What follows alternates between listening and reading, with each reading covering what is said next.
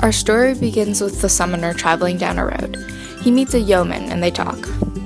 When the yeoman asks who the summoner is, the summoner says that he's also a yeoman because summoners have a low social standing in medieval times.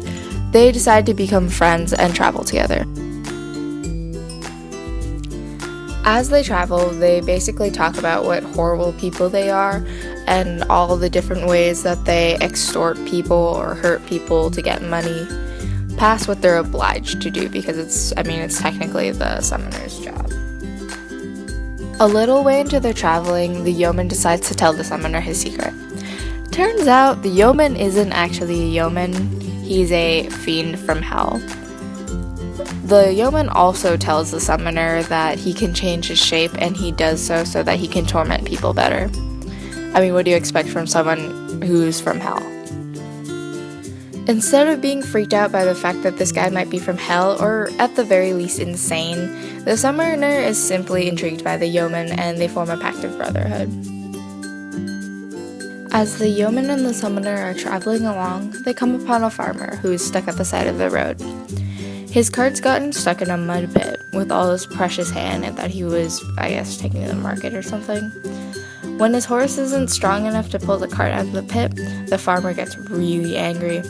He yells, "Devil take them all!" And the summoner, being the sly man that he is, asks the yeoman if he's gonna take it. After all, the farmer did ask him to, him being a demon and all. The yeoman refuses, saying that the farmer didn't actually mean it. The pair arrive at the widow's house, where the summoner tries to summon her to stand before the archdeacon, his boss. Of course, he can't say what sins she's committed that require her to go. For a while, they argue and haggle over the price of her forgiveness, as the widow is pretty broke at this point and also still doesn't know what she did wrong. Then, exasperated by the summoner's extortion, the widow cries for the devil to take him to hell, unless, of course, he repents for the sins that he's very obviously committed. This is where the conversation really catches the yeoman's interest. First, he asks the widow if she's really sure she means what she says. Of course, the widow confirms this. Then, the yeoman turns to his dear old friend the summoner and asks him if he intends to repent.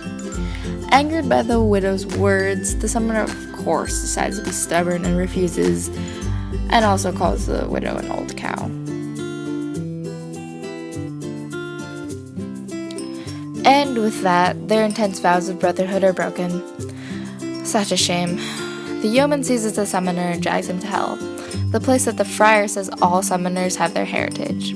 There's also an innocent little frying pan that the summoner was trying to take from the widow that gets mixed up in all of this, but we forgot about when we were drawing. Anyway, it doesn't matter that much. The tale ends with the friar imploring the other pilgrims to watch out for temptation, and also his hopes that all summoners can repent and not get dragged to hell like the one in the story.